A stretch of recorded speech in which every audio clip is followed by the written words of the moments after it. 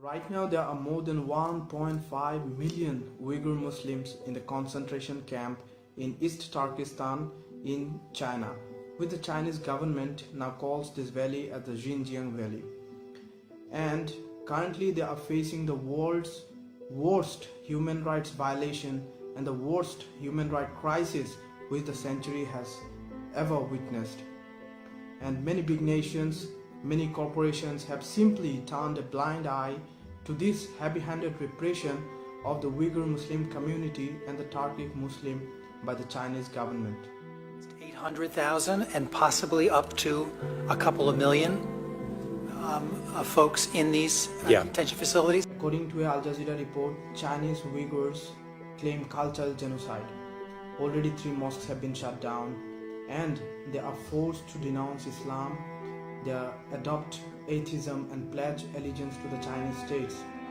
Now, currently nails are being pulled out, teeth are being pulled out, they are using snakes to interrogate, and people are beaten until they are dead.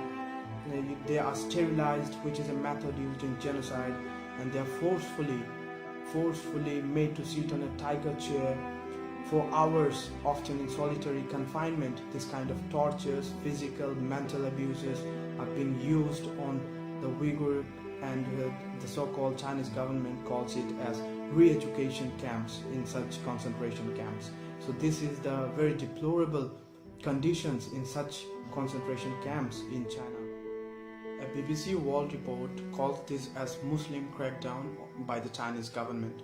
Although some protests around the world are seen in different places of the world, such as in Indonesia, Jakarta, Dhaka, Bangladesh, and many places of the world, but these aren't exactly sufficient, because a lot more voices need to be raised, a lot more sound need to be raised, so that it is confirmed that such kind of human atrocities, such kind of human torture are stopped and mitigated from the roots.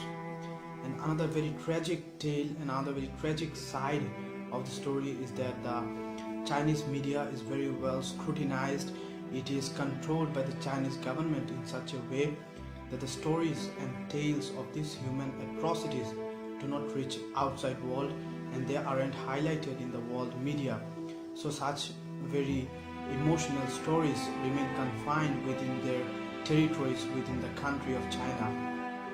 And now various world leaders, top world leaders and great personalities are giving a very cold shoulder to this deploring and tortured situation in China right now.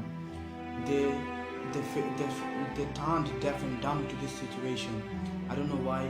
Maybe it is because of maintaining a very friendly diplomatic relationship with China, whether it in case of infrastructure, whether it in case of diplomacy, defense, infrastructure, or all. I don't know exactly what might be the reason.